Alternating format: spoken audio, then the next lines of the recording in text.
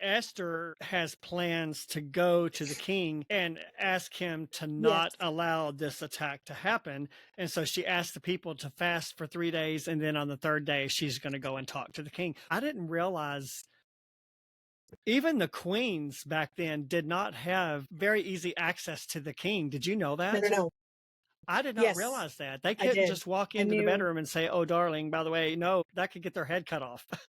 Yeah, he comes to them. It was a huge risk for her to go to his court and ask him to come to her quarters for this dinner with herself and Haman. Welcome to the Bookish Introverts Podcast. Join host Amazon bestselling author Brett Nelson and avid reader Melanie Dyer as they dive in to review books they've read, then chat with the amazing authors behind them. Quiet minds, big bookshelves. You don't want to miss it. Hey everyone, it's Brett and Melanie, and we are back with another book talk. And Melanie's back with us. Yay! I'm here. What is the last book talk we did together? Was it Francine Rivers? Was that the last? I know you did a couple of. I don't remember. I know you've done a couple of, like, you did one of the author interviews with me, but I feel like the last book talk we did together. I think we did an author interview after we did. Oh, did we? Okay. Francine Rivers, yeah. Okay, well, it's been a while. So, yeah. So today we are here reading The Queen's Cook by Tessa Afshar. It's biblical fiction. But before we get into that, Melanie, how you been doing? Tell us how you've been doing. Well, I'm okay. There's, for anyone watching the video, I apologize. There's a fly that is now bothering me. That wasn't me trying to kill the fly. That was just me clapping in exhaustion. I don't kill insects with my hands. It's disgusting. It's disgusting. That's like a guy thing. I don't know. But other than this fly, I'm kind of okay today. I've dealt with a cold and an infection and a hospitalization and all sorts of fun stuff over the last 2 months. So it's been rough. But I'm here. Yeah, we were supposed to do this, about 2 weeks ago? And you... was it 2 weeks or was it last week? I can't remember. Yeah, I can't remember. And then it might have been last week. I didn't have my voice back. I still don't really, but I sound better than I did. Yeah, you do. I think it was last Saturday because I still sounded like a boy who'd just been kicked out of the Vienna Boys Choir. His voice changed. It was not good. It was not good at all. And I'm still struggling with it. I still sound funky, but I don't sound anywhere near like what I did. It was pretty bad. Yeah. But yeah, I think it was last Saturday. That cold was just... It was just crazy. It's held on for... Yeah. And I don't know how it is in the rest of the world, but I'm telling you, summer's trying to kill us around here.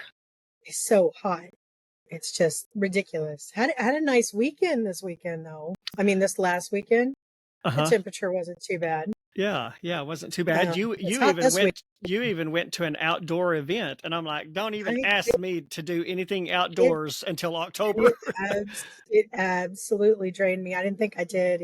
I didn't think it would. As a concert, as a Weird Al concert. I've always wanted to see him in concert, and luckily, it was actually a really nice night.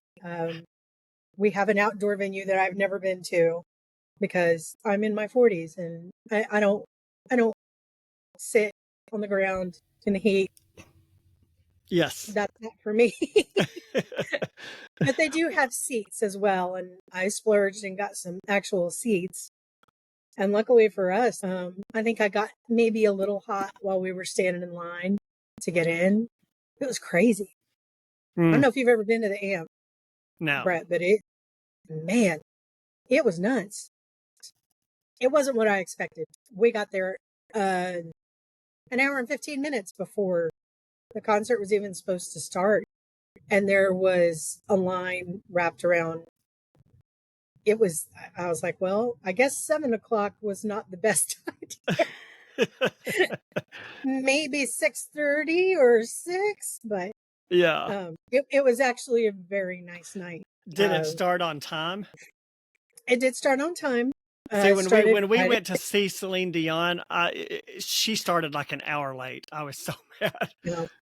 Well, I mean, we had the opening act, and he started at 8 o'clock. And I think he went for almost an hour, which we weren't there to see him. Yeah. It's like my brother said, I didn't buy the tickets to see this guy. But we knew there'd be an opening act. And Weird Al came out. I wasn't looking at my phone, but it was probably right before 9:00. Oh, okay. We didn't have to wait long between acts. They let everyone, get snacks and everything. But it had already cooled off considerably, and it was just a nice night, especially when the breeze floated through. It felt more like late September than early August for Arkansas. So it was a good night, but I envy him his energy.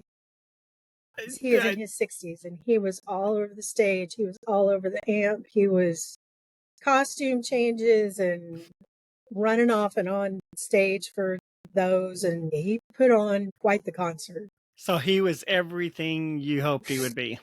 Yeah, he was everything I'd always heard. What is it about him that you like? Well, I like funny stuff and I love music, and he is very, very good at parodies. And I like parodies. If you ever listen to, let's say, Ode to Billy Joe, is that what it's called? Ode to Billy Joe. Half the stuff, I don't even remember the original lyrics. So sad. So sad. But if you ever listen to, well, like an easy one, Backstreet Boys, who I love. I'm not an NSYNC girl. Thank Brian Littrell for that. I am a Backstreet Boy girl through and through. I Want It That Way. The song I Want It That Way. Mm-hmm. Weird Al's version is called eBay.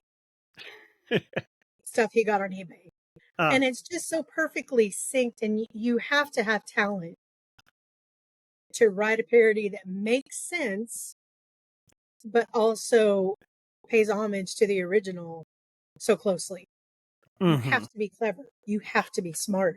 Yeah. And he is smart. And I mean, how do you not like a guy who can play the accordion so well? No one plays the accordion. Right?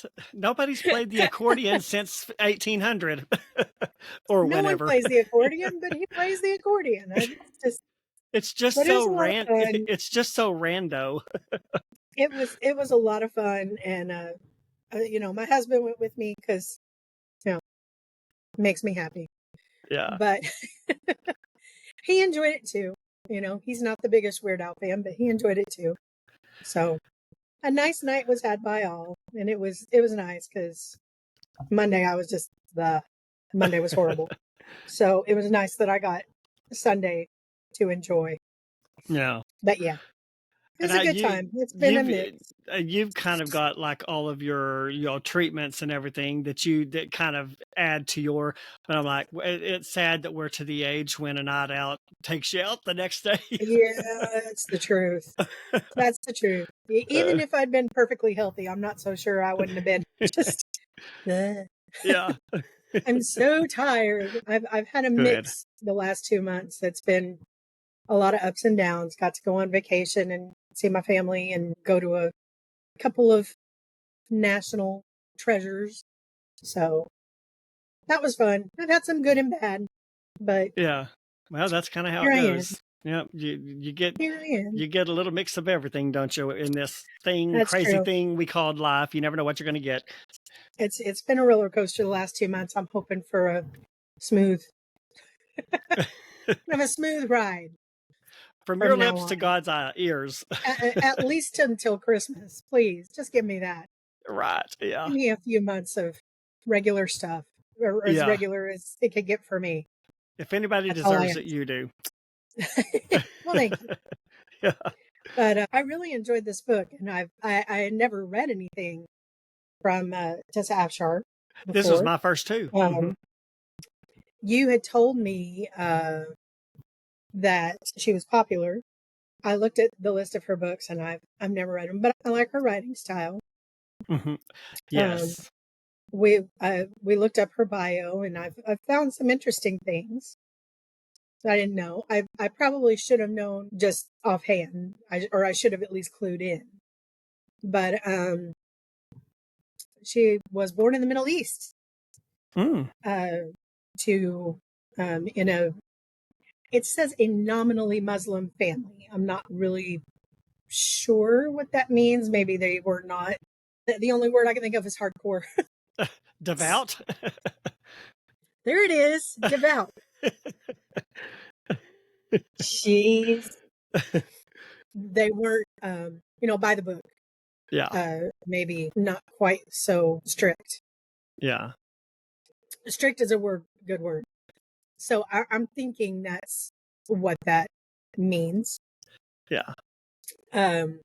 But she moved to England when she was 14. She went to boarding school there.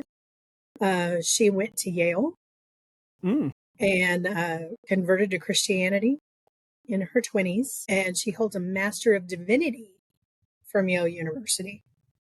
Wow. Which No is wonder she's interesting. the master of biblical fiction. Because she is, when it comes to biblical fiction, she's really one of the top notch. She and Misu Andrews, they're top notch in biblical fiction. She is married. She lives in the United States. Apparently, she likes to garden. Although this says she's a mediocre gardener, which leaves her a couple of steps above me because I'm a horrible gardener. Right. And she is an enthusiastic cook of biblical recipes, which does not surprise me. There was quite a bit in the book about cooking and the dishes, and yes, which makes sense. It's called The Queen's Cook. but which was kind of why it interested me, because I like stories like that. I like stories that take place in inns or bed and breakfast, and where you get to see behind the scenes stuff like that. I don't know why. I just really enjoy books like that. Yeah, it's very interesting, and I also like to, it's a little bit like, it's funny because I'm watching the remake of Upstairs Downstairs right now. There's some stuff going on in the second season I don't like, but I'm in for a penny, in for a pound at this point. I was looking for something to keep me busy until the Downton Abbey movie came out, because I'm waiting on that. But it's that class difference. And I probably got interested in that years and years ago. I found a book when I was probably 12, I think. I shouldn't have been reading it. Had a lot of stuff in it that I shouldn't have been reading. But it was set in the 1800s in England, and it was about a girl who was a scullery maid. So there was that glimpse into that life of, she can't be seen by anyone in the household above stairs, and all this stuff. And these are all her duties. And she works and works and works. And it's about her rise to the, basically the top of British society. But it intrigues me that, that difference in class, to see through the lens of both statuses. And that's kind of what this book does too. And that's one thing I've noticed about biblical fiction. I guess I never really stopped to think about it, but there's a lot of tier system back in the Bible days. I don't know why that just surprises me, but yeah, there's a lot of, if you're not at this level, you're beneath everyone else. Yes. There's definitely a tier system, a class system in place. And that was true. That's been true throughout history. I think even now we kind of have, it's a little more loosey-goosey now. It's not like you must do what we tell you because we're richer than you. Yes. Unless it's your boss. Right. But we're not sharing a bed in a cold attic room with 3 other people, and it's not to that degree, but it is a glimpse into the class system, because you can't, there's a few times where they're speaking and you're like, really? Yeah. You're gonna say that to this person? Yeah. I'm not sure you should do that, but it's funny that I've been watching Upstairs Downstairs at the same time, and it's that same kind of class system, just not on such a grand scale. Obviously. No one's a queen in Upstairs Downstairs. Yeah. it's just the aristocracy and the servants, but obviously there's a huge difference between a queen and what is basically a kitchen maid at the beginning or at the middle. Yeah. But that's for later discussion about the content of the book. But, I really enjoy her writing style, the back and forth of the point of views. I don't always like that, but it has to be done. There's an art to writing the back and forths like that, and not every author has nailed it. There are some books I've read where it's very jarring and it takes you out. This was very seamless, I thought. Yeah, she handled it really well. Sometimes it just goes straight from the same scene, but a different point of view, and sometimes it just goes to a different scene. Yeah. I did not silence my phone. I'm sorry. If anyone heard that, yes, it's a sound from a video game. It's Mass Effect. Melanie's a gamer. I have many interests. Leave me alone. But it didn't take me long to finish the book. I was pretty caught up in it because it's not just about dishes.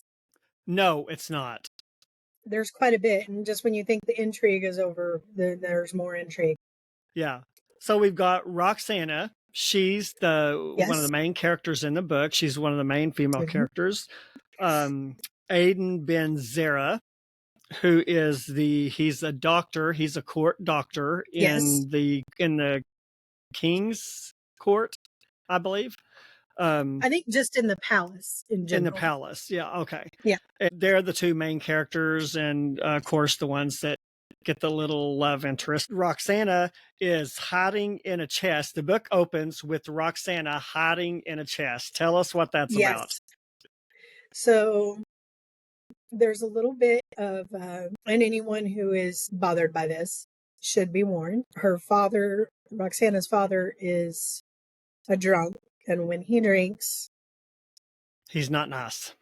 He's not nice. She has been abused. He has not always been like this. We learn later. He was a good father and a good husband.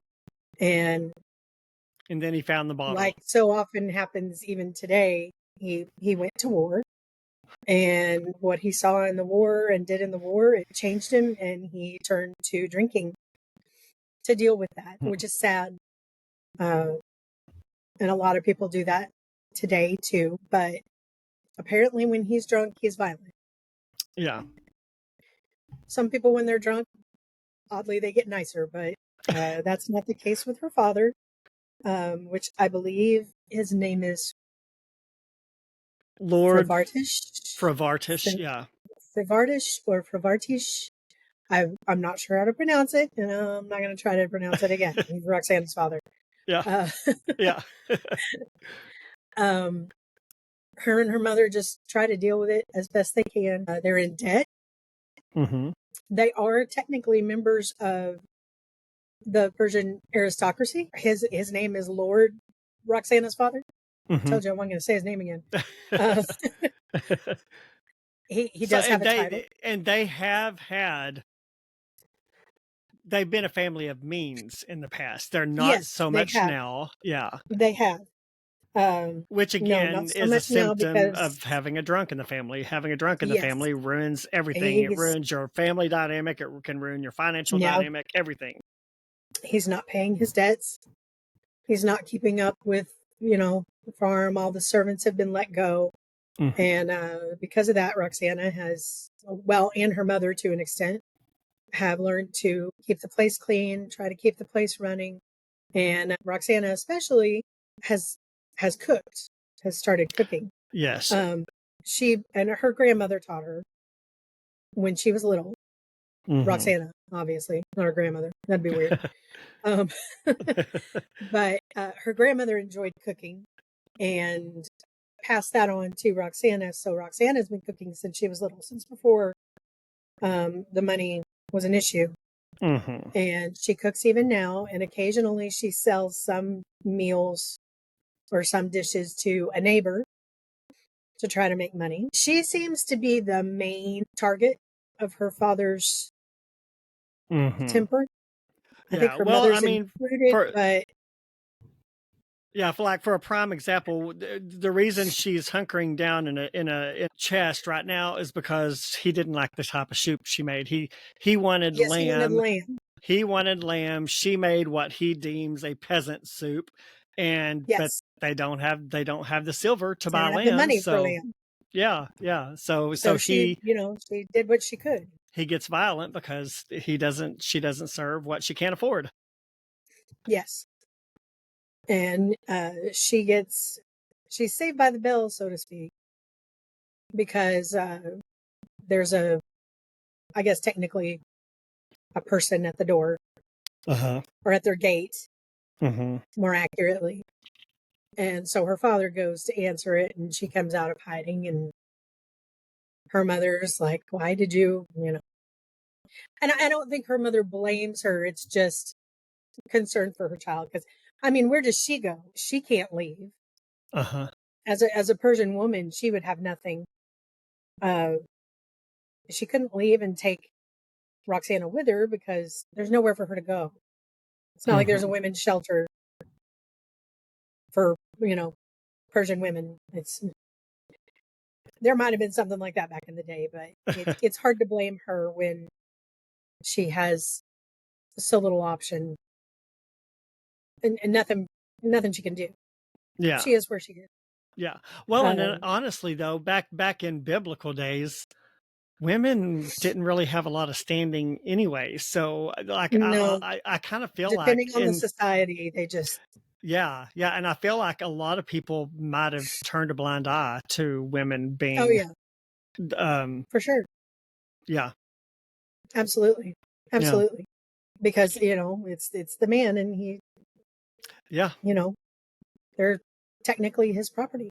They're technically his It's property. just, Yeah.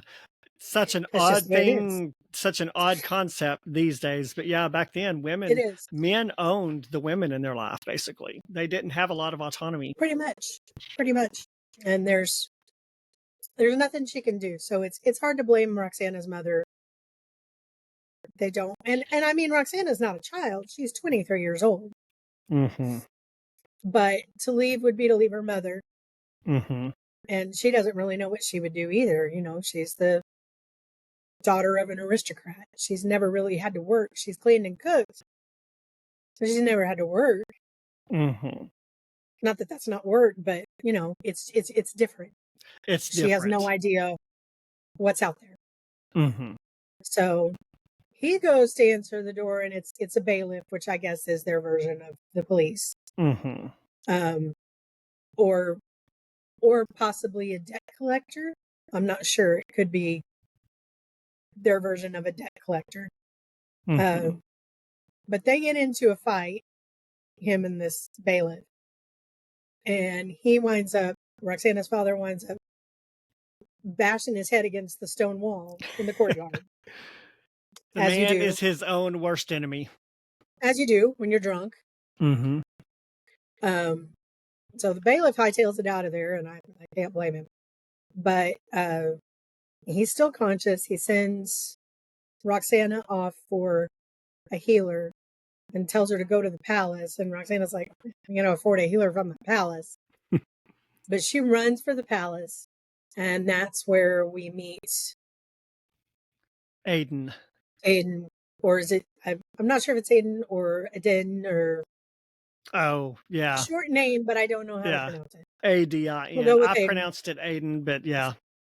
We'll go with you Aiden. are probably more familiar with pronunciation of names in antiquity, so we'll go with what you say. His mother was Scottish. His name's Aiden. Yeah. But she finds assistance from there, him and his I guess manservant. It becomes apparent soon that the healer is Jewish. The man who accompanies him, his servant, or however you want to refer to him as, seems to be Persian, which is a little strange. But she brings the healer back, and he tends to her father's wounds, and he's pretty observant. Aiden is. He sees the bruises on Roxanna's arms, and he notes her reaction to her father's yelling, and it doesn't take him long to clue into the fact that she's abused, and he's pretty upset about that, but he does his job, and just like, okay, I've done my job, and that's all. We're leaving now. Yeah. I can't get involved, which of course, means he's going to get involved somehow. Yeah. Yeah. So that's the meet cute between our two main characters. And all this is going on. We learn not too long. Well, a few years. Yeah.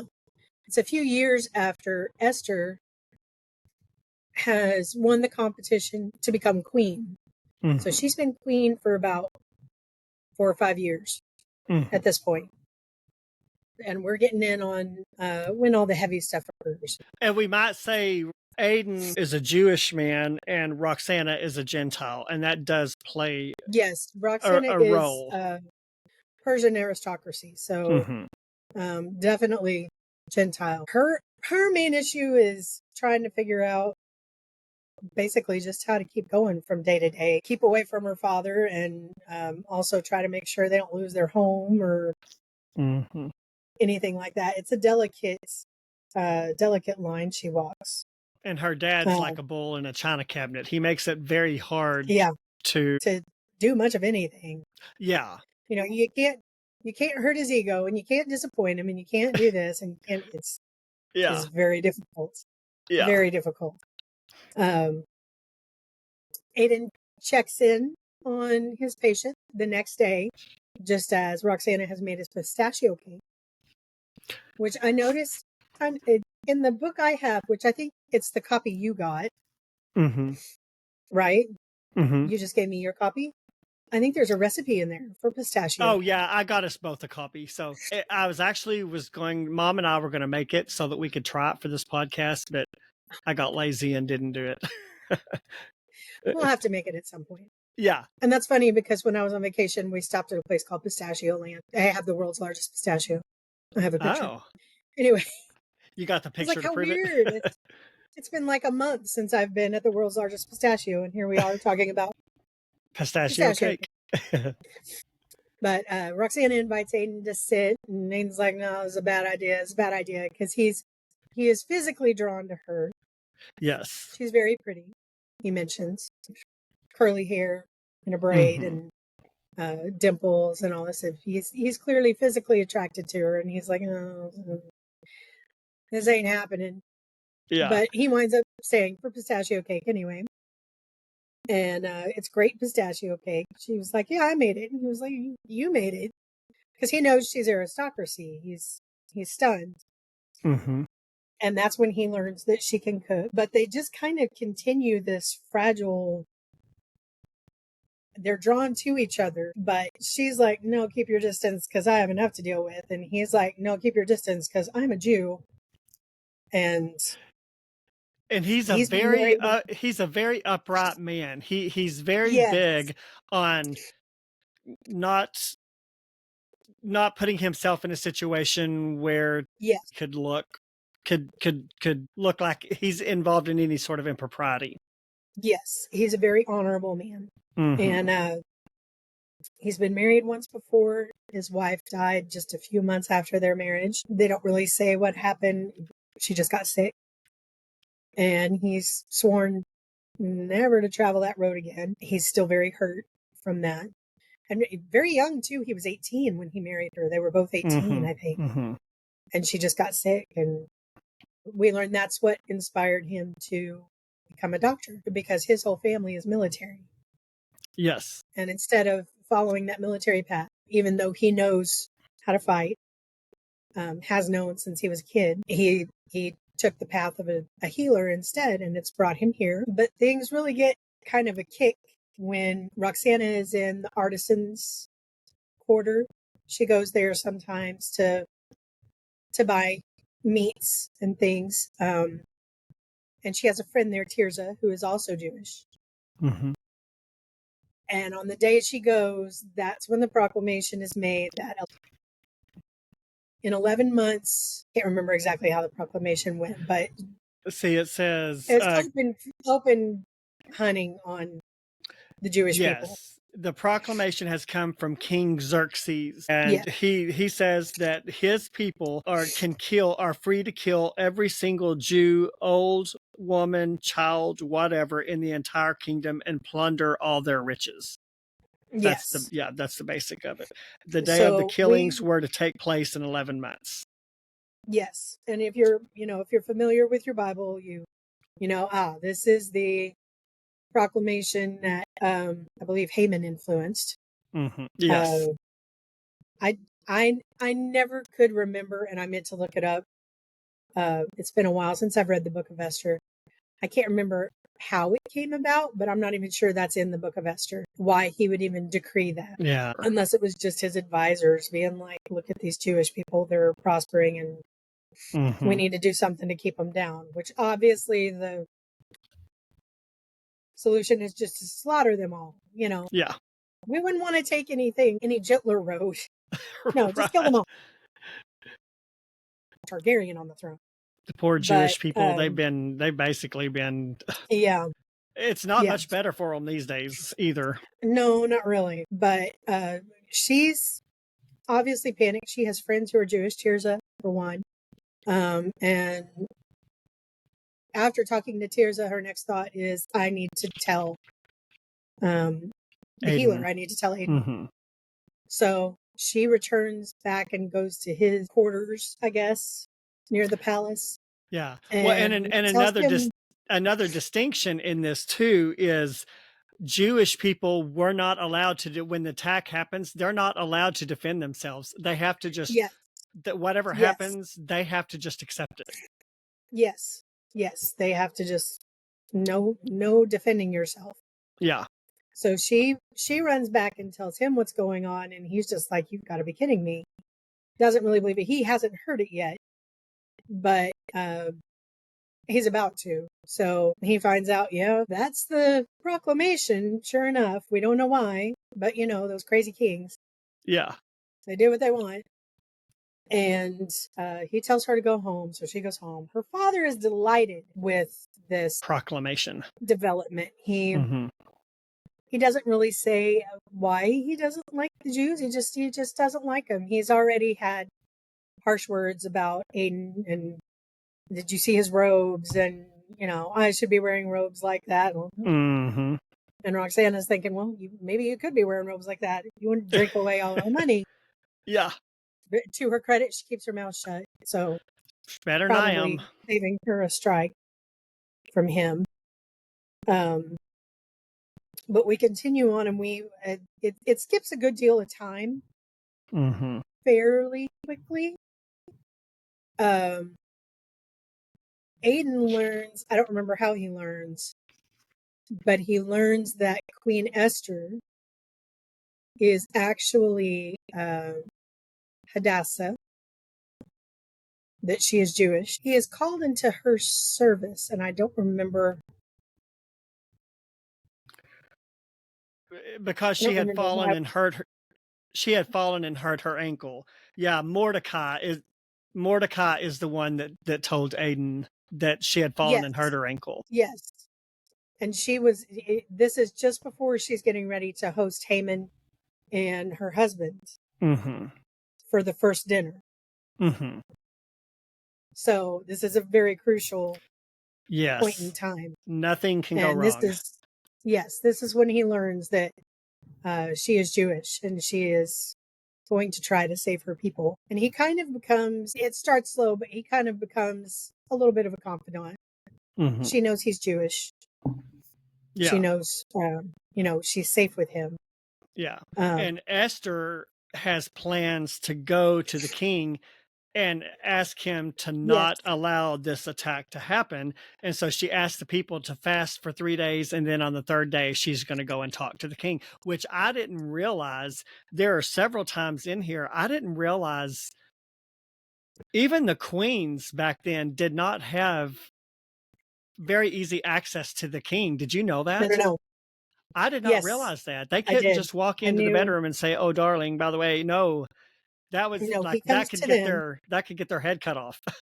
Yeah, yeah, he comes to them. Yes, it was a huge risk for her to go to his court and ask him to come to her quarters for this dinner with herself and Haman. Mm-hmm. Even just presenting herself in court to ask him this, because he had not seen her for 30 days, which Yeah. is, you know, not good.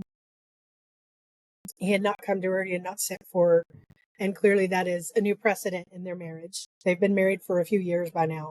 Mm-hmm. She is childless, which doesn't surprise me. No one ever talks about the children of Esther. So I'm guessing she never had any. Mm-hmm. That probably would have been quite a political mess.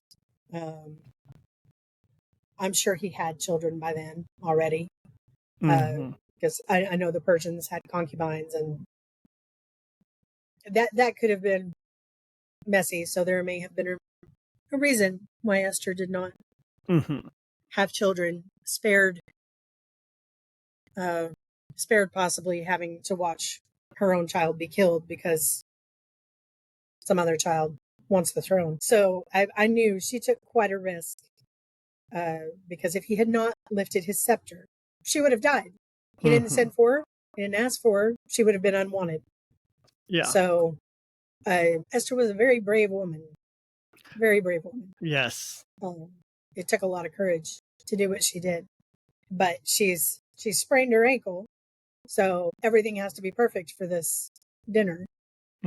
This first dinner with Haman and the king. So Aiden is recruited to help with that, and things go well. And then, of course, there's the second dinner. And the second dinner, of course, is when she reveals to the king that she is Jewish and that all her people are about to be massacred because of this edict, this proclamation. And, you know, the king is dumbfounded, and Haman is just like, wait. I missed a step here. Yeah. And Haman is obviously, he's a minor character here. He's, you know, dispatched with haste. But the, and I remember this from the Bible, once the king made a law, it could not be unmade. Yes. So you're in a little bit of a sticky wicket now. So what he did was he gave the Jewish people permission to defend themselves, which was really probably the best thing he could do. There probably wasn't much more he could do. It's interesting, I think, to limit a king's powers like that. It's strange. They're supposed to be all powerful, but no, once you do this, you can't undo it. Yeah. Yeah, they basically had she called it a codicil in the book, but basically it's an amendment to the original proclamation. Yes. An amendment, like what we have, amendments. But at least there's a way to defend themselves. And that's where there's a little bit of a time jump, because I think we go from a little less than 11 months to the day to just 2 days before. Yeah, like 13 days before the attack, they learn that they can take up for themselves. And then and then a week before, so it sort of dwindles down to the days before until the day of the attack. Yeah. Yeah. So they learn they can defend themselves, and of course everyone's happy. But Roxanna's father is still like, no, we're going to take everything that's rightfully ours from these people. We're going to attack them, and, you know, we're going to kill them and take what is rightfully ours. And Roxanna tries and tries to dissuade her father, and he's not having it. He can't be talked into anything. No, he's too stubborn. And she wrestles with herself, and I can understand why, because she has a choice. She figures Aiden will be the main target. He's probably one of the wealthier Jewish people in their area. Yeah. And her father seems to have an axe to grind with him for some reason. You know, thanks for saving my life, but I hate you. So she has to wrestle with herself and decide, does she tell Aiden what's going on, or does she let things happen? And it feels like she's betraying her father, but she ultimately decides to let Aiden know that her father and some other men are probably going to attack his household. So, or at least his neighborhood. And honestly, he probably already figured that. He probably figured someone was going to attack. But he has this fresh he kind of had a target on his back because he was a doctor. He did have some wealth. Yes. So he kind of had a little bit more of a target on his back. Yes, I'm sure. And he's smart. I'm sure he figured something was going to happen. It's obvious that he was preparing because we learn, the day before the attack that he's hired a couple of mercenaries. That obviously took some time. So he was clearly expecting this. He's hired a couple of mercenaries. He's been training people in the neighborhood to defend themselves over the last several months. They didn't have any thought of any hope really until they were just living for months without hope. So it's no wonder, even if it's against the law for them to defend themselves. I mean, I would still be like, you're not taking this without a fight. I'm sorry. You're not going to come and threaten my family without me fighting back. Yeah. That's just not going to happen. So he's been training all these people. They're not soldiers, but it'll help. And there's one in particular family that he's trying to help. It's a widow and her daughter, Miriam, and her daughter, Leah. So on the night of, he has all the women and children in the neighborhood in one area, and his friend, his servant, Darbar, he's with them. And there are men around that area. And then there are men where they are in the main courtyard and mercenary station outside. And of course, here come the attackers because greed and hatred. Yep. And his plan, he's forewarned. So he's like, either this man is going to show up drunk, which will put him at a disadvantage, or he will have stopped drinking and tried to do this sober, which will also put him at a disadvantage because you can't just sober up that quick without being shaky or, maybe even hallucinations, something like that. Withdrawal. Yeah. Yes. So his plan is to defend his people in his home, but do his best to make sure that Roxanna's father does not come to harm. Because her warning is, please, I don't want you to die. And my father is strong and he was a great warrior and all this stuff. She's worried about him, but she doesn't stop to think that maybe this man who's so intimidating in her life is not quite the great warrior that he once was due to all these years of alcohol abuse and, all that stuff.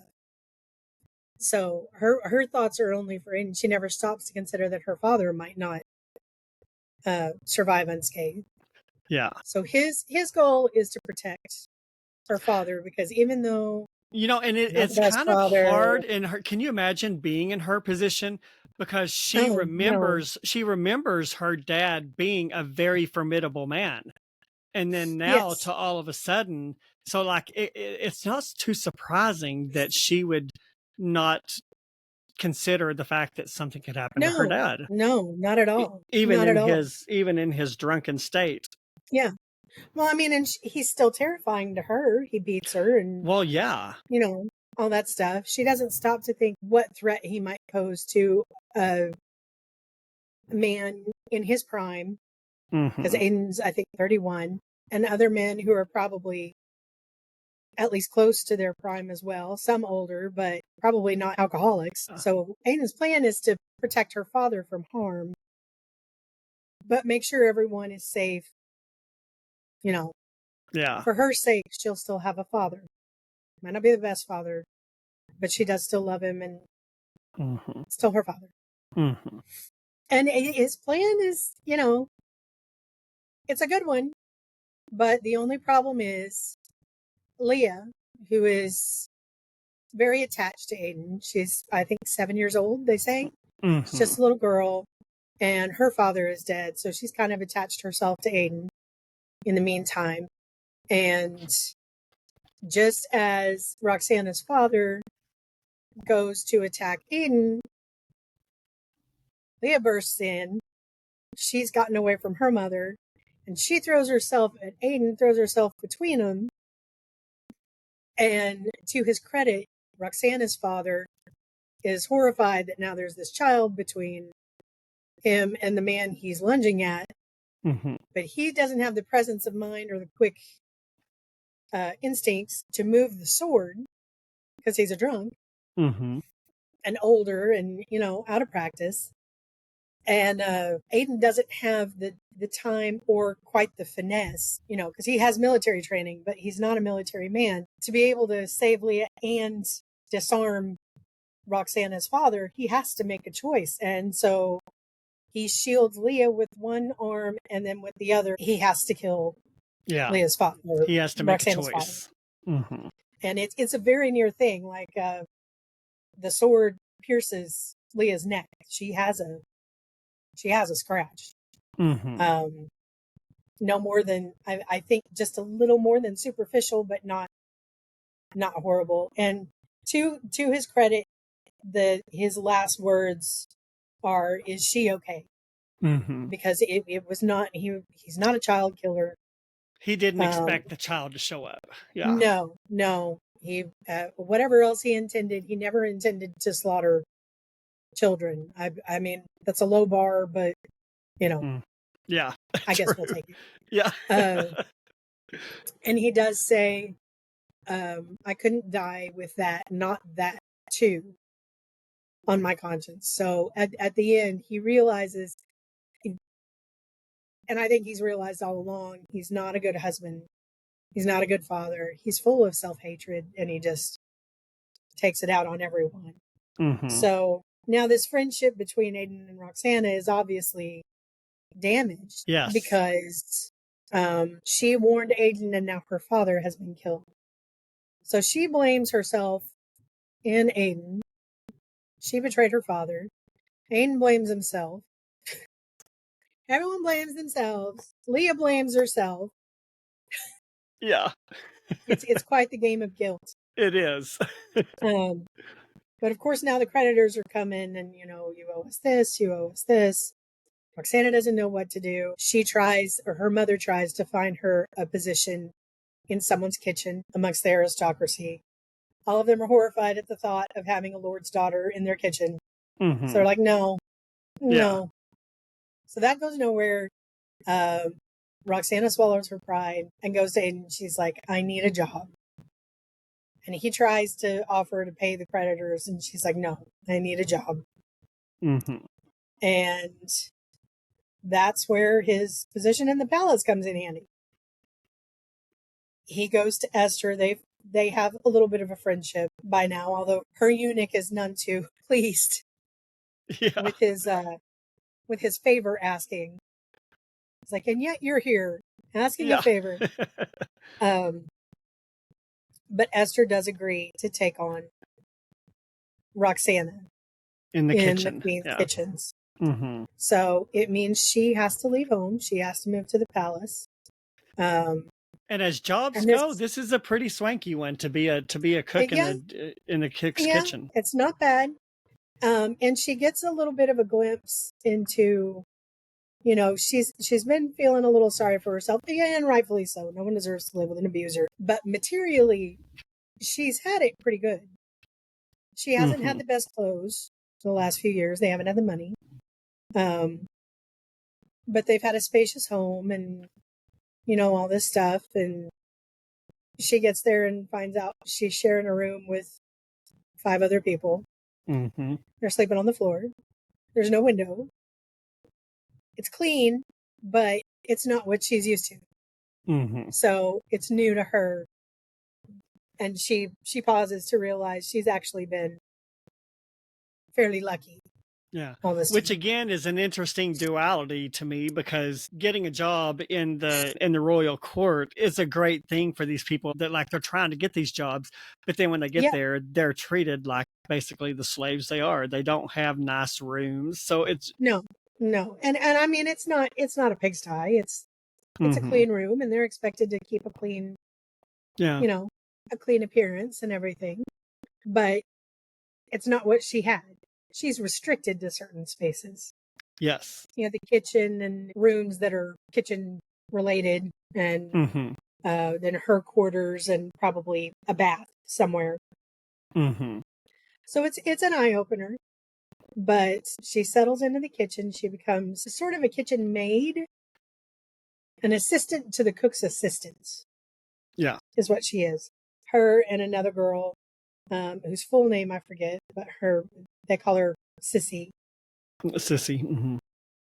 I can't remember her full name, and that bugs me because I liked her full name, but Sissy. And they become friends. But she has trouble. You know, the cook is a man. All of his assistants are men. And while the cook isn't really, he treats her well, you know, he treats her like everyone else. Yeah. The other assistants, you know, they shove their chores off on her and Sissy. Yeah. And it's hard, but she enjoys what she's doing. And I can't remember how she catches Cook's eye. What does she? Oh, she's helping one of them with a sauce, I think. Yeah. And the assistant tastes it, is like, yeah, be okay in a few more minutes. But she's looking at it and she's like, Yeah. if this cooks any longer, it's going to be ruined. Yeah. And she takes it off the heat and sets it aside. And the assistant sees her and he starts yelling at her. So the cook comes over and says, why are you yelling at her? You know, what's all? Yeah. So she explains herself and the assistant explains himself and the cook tastes it and he's like, well, that's the best one you've ever made because you always overcook yours. Yeah. Yeah. Well, and the very first time she impresses the cook, he gives her a list of items to collect, and she does it with flying colors. He gives her another list. This time it's written in Persian, which he doesn't expect her to be able to read. He's basically testing her. And of course, everyone in the kitchen giggles, and she is able to read it because they're an aristocratic family. They're a family of aristocracy. Yeah, and so that was one of the first times that he sees, okay, she's different than everyone else. She's not your average kitchen maid. Yes. Basically. So they all know she can read Persian, which there's an explanation in there that most of the general population reads Aramaic. The Persian language is something usually only the aristocracy and royalty deal in. It's more formal. So yes, the list, and then that sauce, it's a sauce or a meat. I can't remember which. Yeah. And the interesting thing is we sort of learn in the story they slaughtered over 1,000 animals a day to feed the queen's palace. Yes. The deer, waterfowl, ostrich, older horses, camels. And then the soldiers are given the less tender meats. So your status is even dependent upon what kind of meat you're allowed to eat. But I was like, wow, can you imagine slaughtering 1,000 animals a day? That's how many animals did these people have? It's crazy. Yeah. It's a crazy thought. Yeah. But yeah, she's caught Cook's eye. So I think he's kind of keeping an eye on her. She comes into more contact with Aiden because he's in the Queen's kitchen sometimes brewing his own remedies and things like that for his practice. And their friendship slowly starts to repair. She doesn't know that it was Aiden himself that killed her father. She doesn't know what happened with Leah. She's ignorant of all that, but Aiden has offered to tell her if she ever wants to know. All she has to do is ask. And after Roxanna's dad get killed, he does send the body back to the family with a pouch of silver so that they can afford to bury him and stuff like that. So again, it just shows his nature as a person. Yes, he is a good person. They're not quite as at ease with each other as they used to be, but you know, they talk and laugh a little together. But he winds up asking for her help because he needs some herbs, but he's not sure where to find them. And no one knows more about those than her. No one he knows more about them than her. So she actually has a little time off, and she says, yes, I know where they are. I'll take you there. I needed some herbs for other things anyway. So they go outside the palace. They're kind of in sounds like a marshy, swampy place. He's telling her a story about candy he used to eat that his mother used to make. Yes. An Egyptian recipe. And she's decided she's going to try to make it. And she needs marshmallow. Marshmallow, yes. 2 words, yeah. Yes. Mallow that's grown in the marsh. Yeah. Yes, they've run into that particular plant, and that's what prompted the story. She's decided, well, I'm going to try to figure that out because he doesn't know the recipe, but she's decided she'll figure it out. But while they're out there, of course, at the time they're on, I think they're squatting down and gathering things, so they don't see these people. But there's 2 people out there, and they start talking about a plan to kill someone in the palace, plan to assassinate. And from the conversation, they learn that the person who's the target is a she. And there's a book that's mentioned. And then there's another suspected assassination mentioned. So between all those clues, what they both figure out is the person that these 2 men are talking about is Amestris. Yes. Who apparently is a real person. She is a real person. She was either a wife or concubine of Xerxes. She was the mother of the crown prince. Yes. So that gives her standing. Whether she's a concubine or a wife or what. She's not the queen, but she's the mother of the crown prince. But she's important. Yeah. Yes, and I think 3 other children by him. But the crown prince is the key there. They decide the men think Amestris has this book they're looking for in her possession. Yes. Aiden being the stand-up guy that he is, he's like, we got to tell Queen Esther. She has to know. We can't just let someone assassinate a person in the palace. So Roxanna's like, well, we could. She's none too eager to go before Queen Esther, but they both gain entrance. And Roxanna's like, you gotta be kidding me. Which again is no easy task. No, they make them clean up beforehand. Like, you're not going before my mistress dressed like that.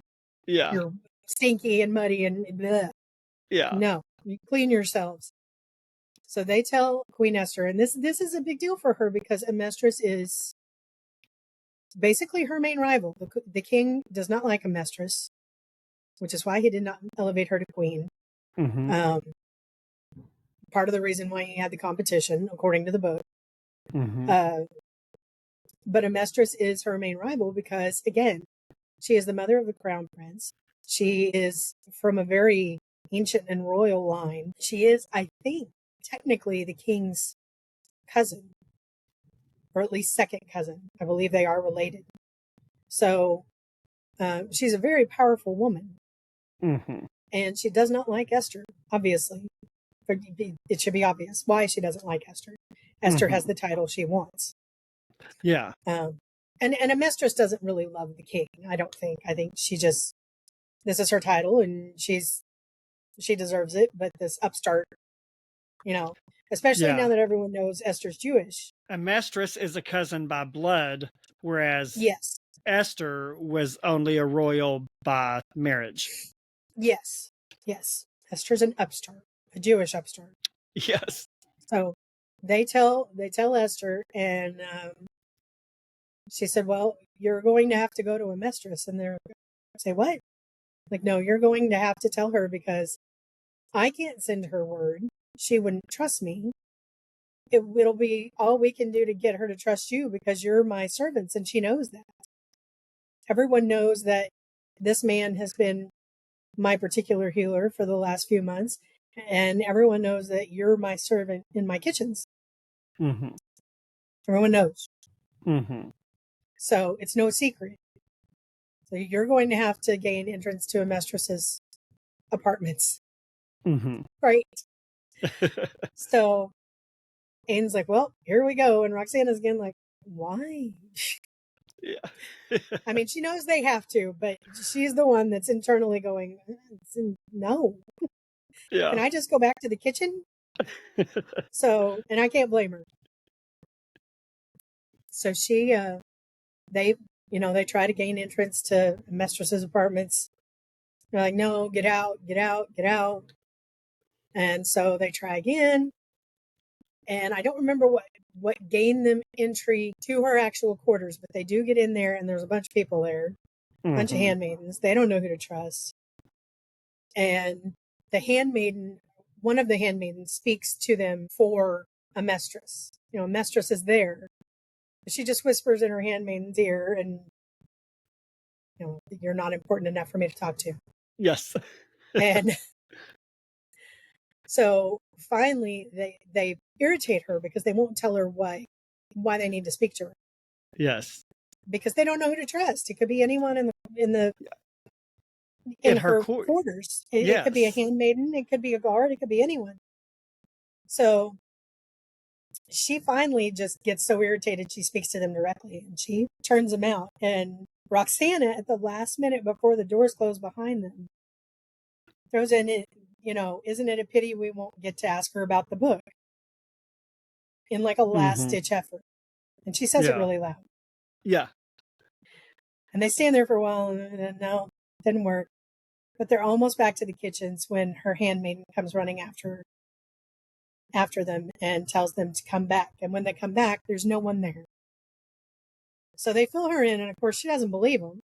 But the more they talk, the more she's like, well, what do you really have to gain by telling me my life could be in danger?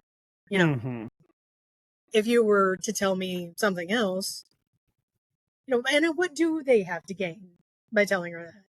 Their life could be in danger. Yeah, nothing. So she gives them the task of finding out who the people were talking and who it is they serve. Easy peasy, no problem.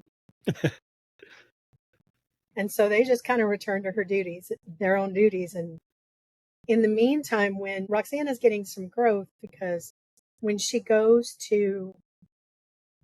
home for visits, her mother is almost always kept company by Miriam and Leah, and sometimes Darbar is there as well. And she's starting to notice a change in her mother.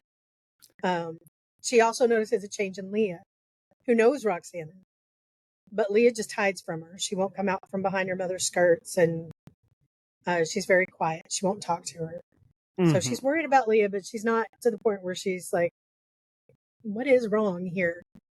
But it's the change in her mother that she notices the most. And while she's been in the palace, Miriam and Leah and Darbar have been an influence on her mother, and her mother is finding peace and joy in this God that they are telling her about. It's gratifying to see her mother happy, and to see Roxanna seeing her mother happy and content for the first time in a long time.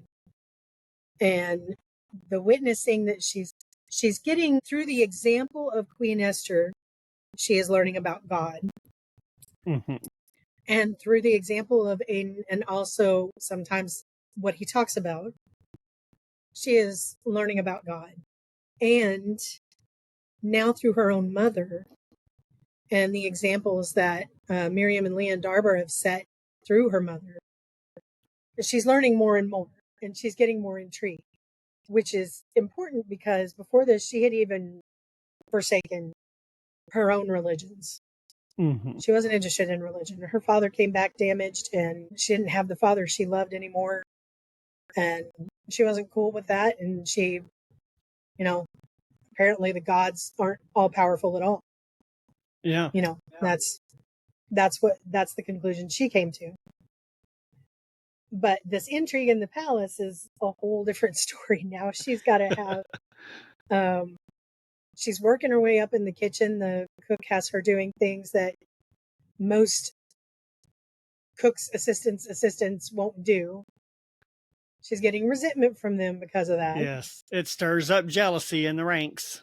Yes. And she's having trouble dealing with it because, her instinct is to avoid confrontation because of her father. And she has particular trouble with a boy at one of the pits who's always, coming on to her and harassing her and all that stuff. And he's a big guy. The pits are the pits is where they cook the meat, where they roast the meat. And, yes. Yeah. So he's a big muscle bound guy, and he's coarse and rude and vulgar, and she doesn't like him and he doesn't like her. And he just harasses her and she's scared, which is, that's what she's learned through all these years. But she keeps cooking dishes that Esther in particular likes. And so Cook has his eye on her, and Aiden's kind of sneaking around trying to do research while also doing his job. And he's trying to, winnow these suspects down. Mm-hmm. He only has a few names to go by. Mm-hmm.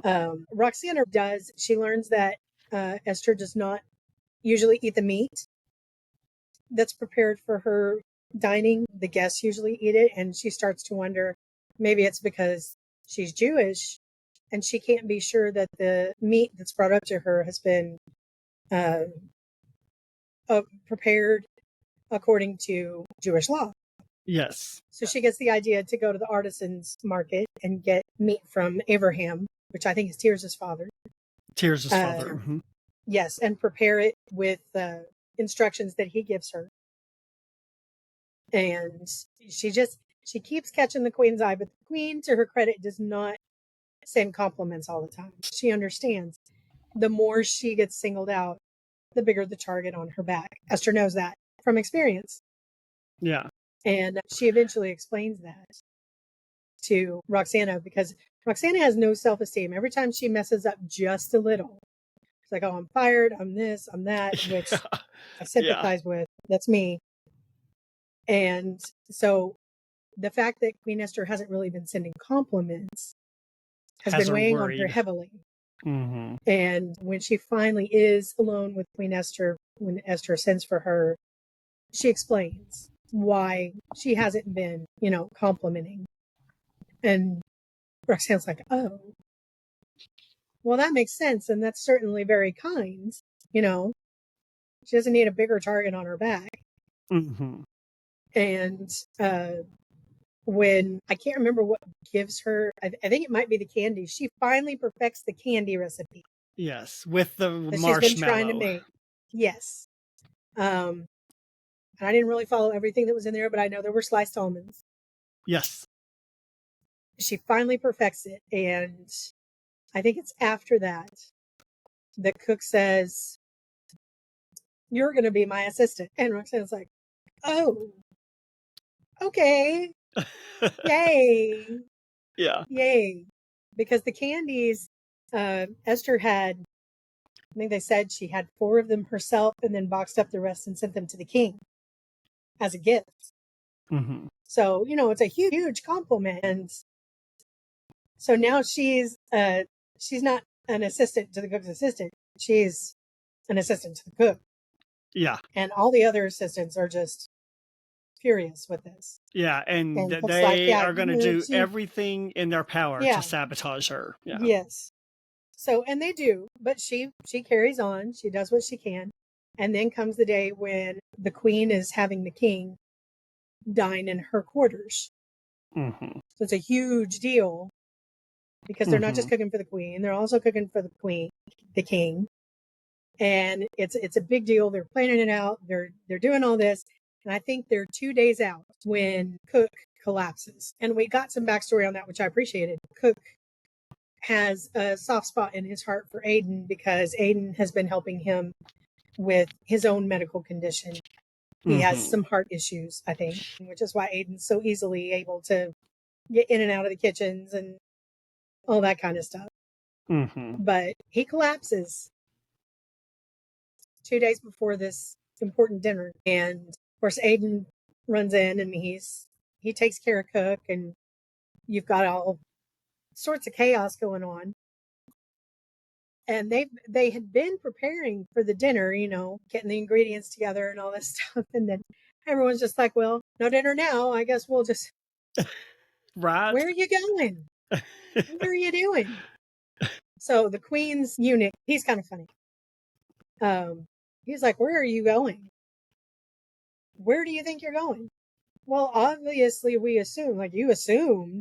Like, well, we figured one of the king's chefs would come over and take over. No, I've spoken to cook. And Roxanna is in charge of everything. Mm-hmm.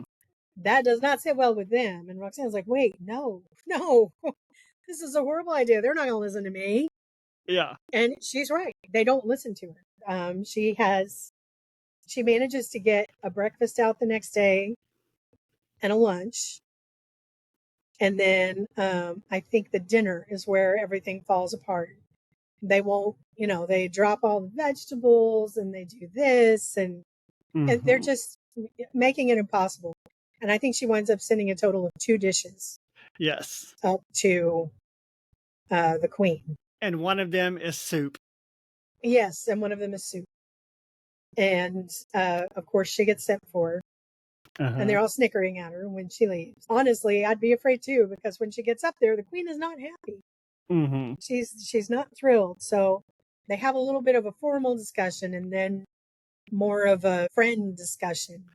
Yeah. And Esther kind of gives her a pep. It's not really a pep talk, but it's like you've got to be the boss. You have to stand up to them and let them know, you're it, basically.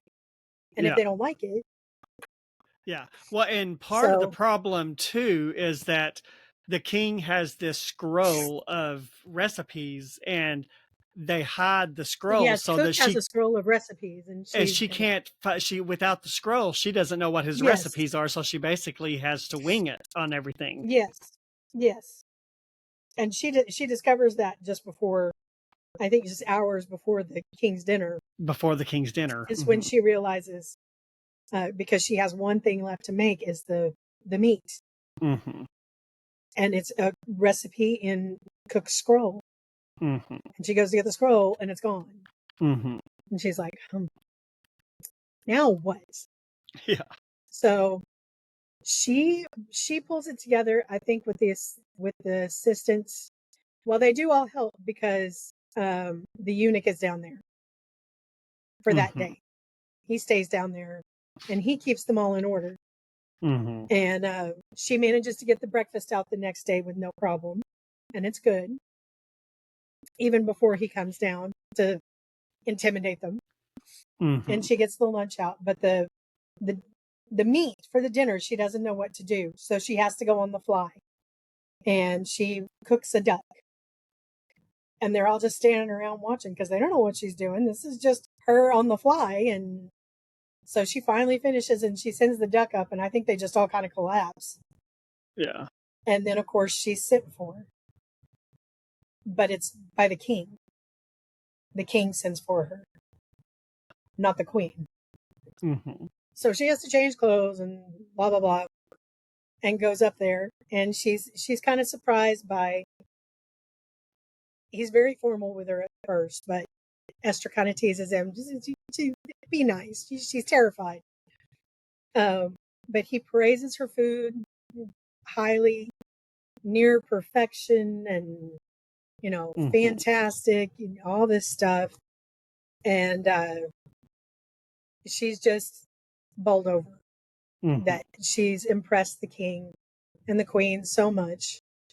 And the next morning, she's also summoned and is given a gift, a gold chalice.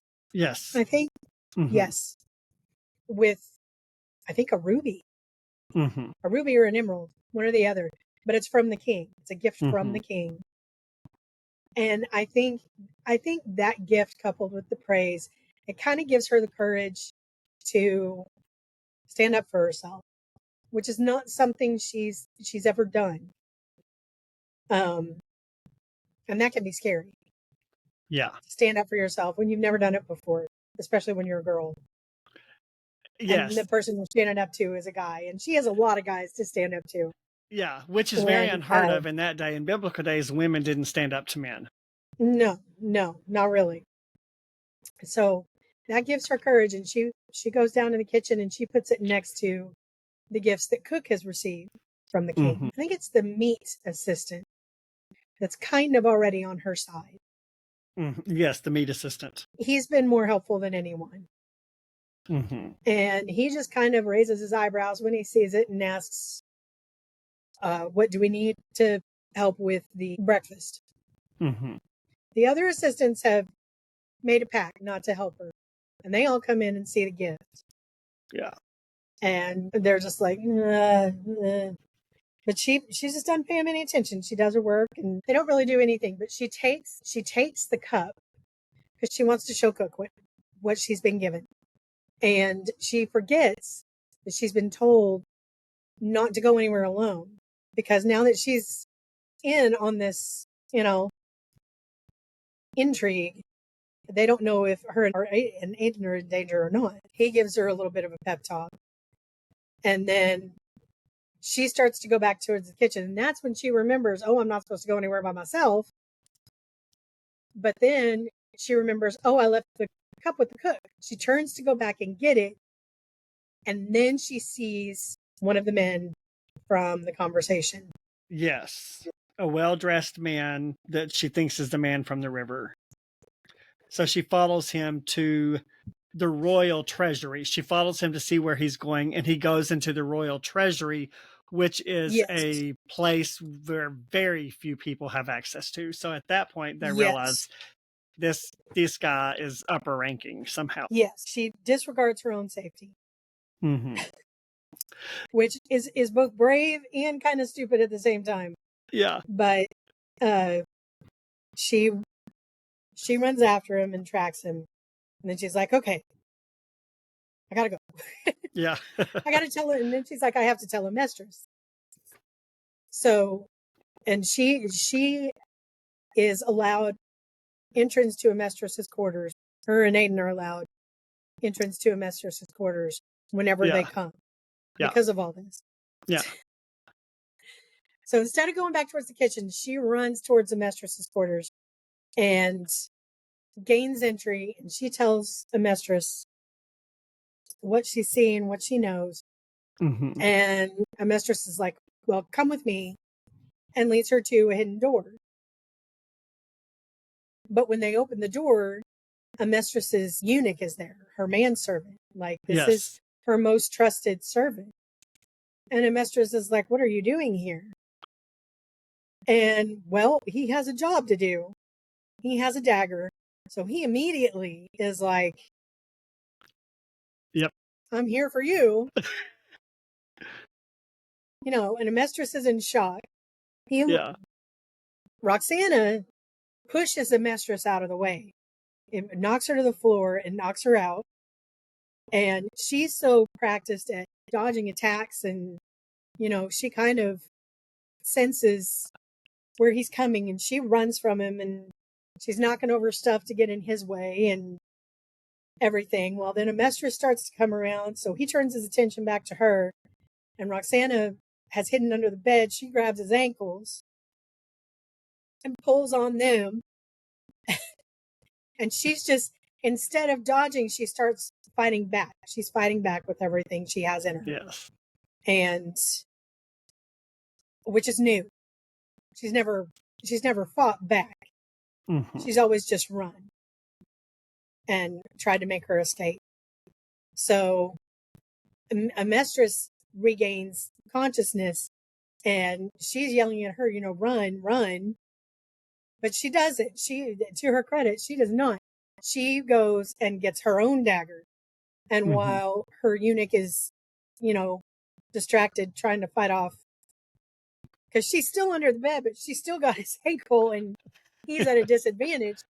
And Amestris stabs her eunuch and kills him. So now it's just chaos everywhere. And he tells her, they have my nephew. They said they would kill him if I didn't do this. And Amestris is trying to find out who. Who has your nephew?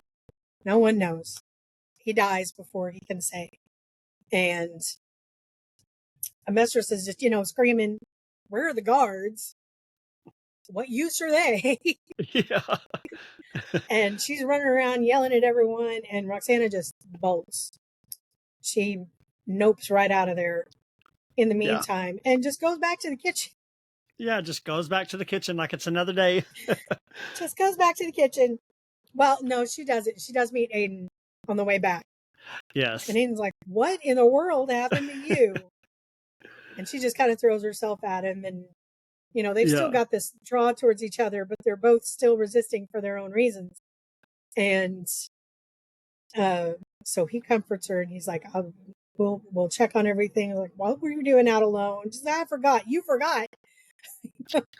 and I feel like he wanted to strangle her himself. But she goes back to the kitchen.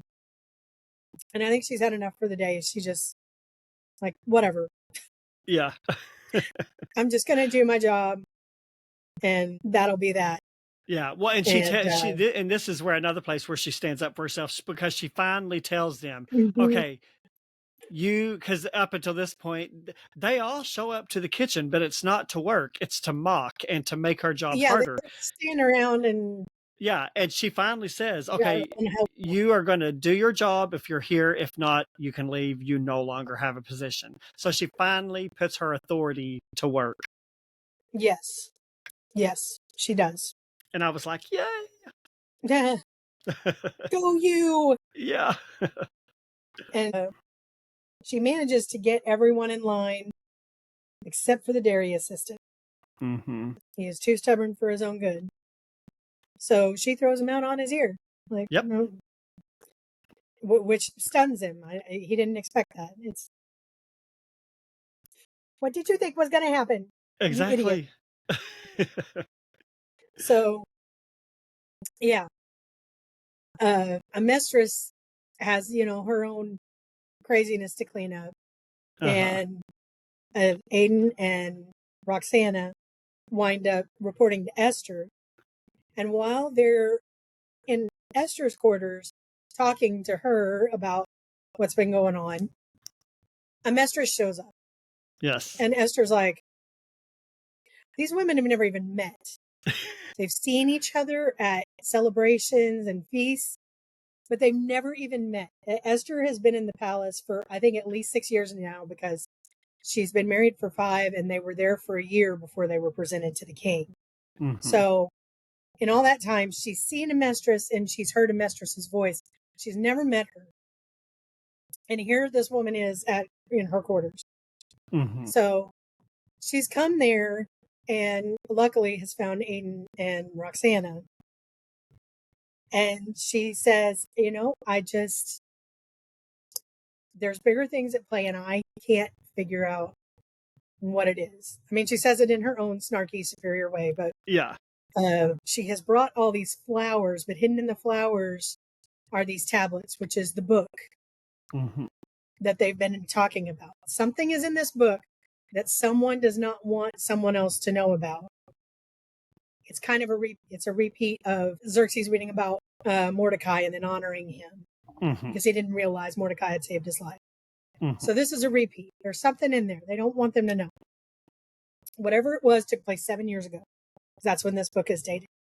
She said, maybe you'll be able to find something. I don't know.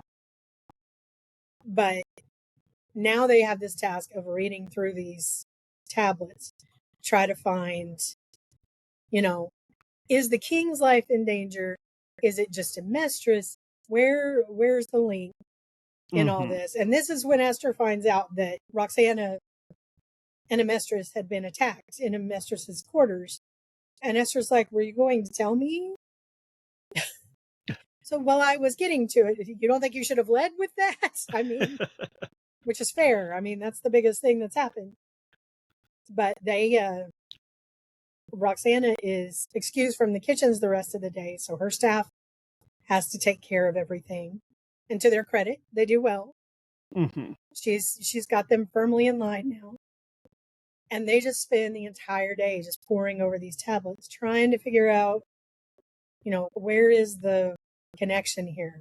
Yes. And it's funny because it's Roxanna that finds it because it has to do with a crop and ingredients. Mm-hmm. Pomegranates, I think. Pomegranates, yes. Yes, pomegranates. The transportation of pomegranates from one place to another. She said, but this is 2 months before the pomegranate crop would be ready. Mm-hmm. So whatever they were transporting, it wasn't pomegranates. Mm-hmm. They were hiding something. So through this, they figure Xerxes loves gardening. It's like his hobby. So if he had read it, he would have also known that's the wrong time of year for pomegranates to be transported anywhere. And, what's going on with this? So they have to do even more research. And they finally figure out that a rebellion that happened 7 years ago that Amestris helped to uncover 7 years ago by one of Xerxes' brothers, who was disposed of afterwards because of, obviously, rebellion. Mm-hmm. He was not the only brother involved. Turns out there was another one, and it's Xerxes' favorite brother, his most loved brother. Yes. So now they have to deal with the fact that Xerxes has been betrayed yet again. His circle of friends has shrunken even more. And Esther's like, it's just going to break him. I don't want to tell him. But they've uncovered all this, and, he has to know. So, and there's a little bit at the end where Esther tries to talk Xerxes into just banishing the brother. And he's like, you're crazy. Can't do that. That makes me appear weak. But through all this, through all these hardships, being attacked, the persecution she faces in the kitchen, and even trying to get over her father and his death, and learning eventually about the way he died, that Aiden was the one that killed him, but that he had no choice. There was no choice there. Roxanna herself has come to seek guidance from the Lord. Mm-hmm. And she is now a follower of God. And upon learning that, of course, Aiden is overjoyed. Esther is overjoyed because she's over here like these two have been looking at each other with moon eyes for months now, and I'm tired of it. And she offers, Amestris offers Roxanna, she said, I can pay off your debts. Mm-hmm. I can make sure your mother, because Roxanna saved her life. I can make sure your mother does not suffer, in her old age. She lives in comfort. I can give you position, all this stuff. She said, or everything I've mentioned, I can give to your queen. I will give to Esther. Said, I will not try to take her title. I will cease my, little spying war against her, and, little I will do one good thing, but intrigues. not two. Yeah. Yeah. I will stop the court intrigues and trying to unseat her. She said she will not be on the throne long. She has not provided a child, but for my part, I will stop my campaign. Mm-hmm. And that's what Roxanna chooses. Mm-hmm. She chooses for Amestris to give up her campaign against Esther, which is very sweet. And in return, upon learning this, because Amestris tells her this, Esther pays off her family's creditors and gives her a dowry. Mm-hmm. She said, you can't go empty-handed to your husband. I will provide a dowry. Yeah. And then you can marry. And I'm not sure how that works, because I'm not sure she can still work in the kitchens. She probably can. Yeah. But if she has a kid, that adds a level of difficulty to it. But she may have cheated herself out of a chef. But then, of course, at the end, Aiden and Roxanna are married, and Queen Esther attends their wedding in disguise, and it's all very romantic. It is, yeah. Okay. Just what you like. I know you love the romance. Yes, you know me. I love the romance. Now, all the way through the book, there were mentions of the Immortals. Yes. Who were these people? Did you have any idea? I don't know if I missed it. I did. Who are these people? I have heard them mentioned before. The Immortals were the elite, basically, of the Persian guard. Okay. I feel like their numbers were always maintained at 10,000, and that's why they were named the Immortals by a Greek historian. They came from aristocratic families, elite heavy infantry units. Oh, okay. They were shields, spears, bows and arrows, swords. I don't pretend to know a lot about ancient armies. They're very elite. But yeah, the Immortals would probably, it's on par with your Navy SEALs, your Green Berets, they're the elite of the elite. Right. Okay. That makes highly sense. Trained, highly skilled. Yeah. Yeah.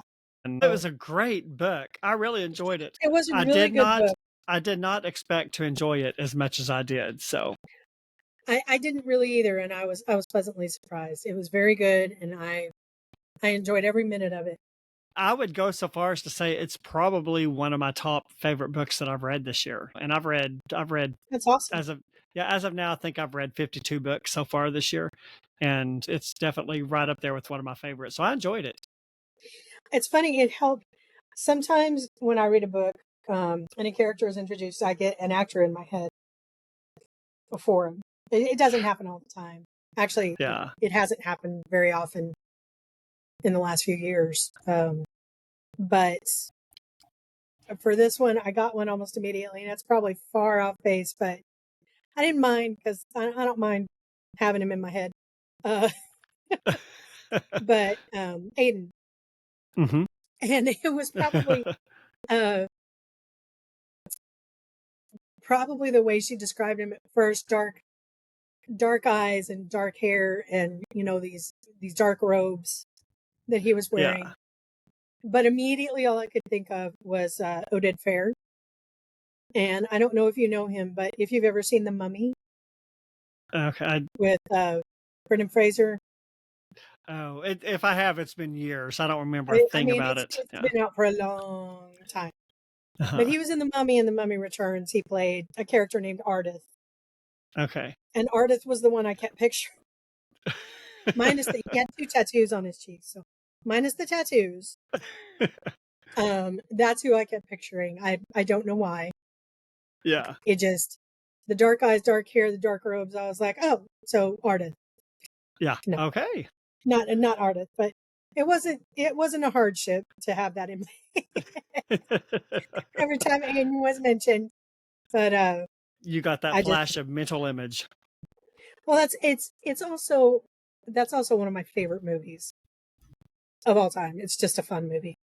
Okay. And if you look at that cast and can't admit that at least one person in that cast is attractive, then I don't know what's wrong with you. It's one of those casts. It's a fun movie. It's complete nonsense. It's Indiana Jones-ish, but adventure and some romance, and it's a fun movie.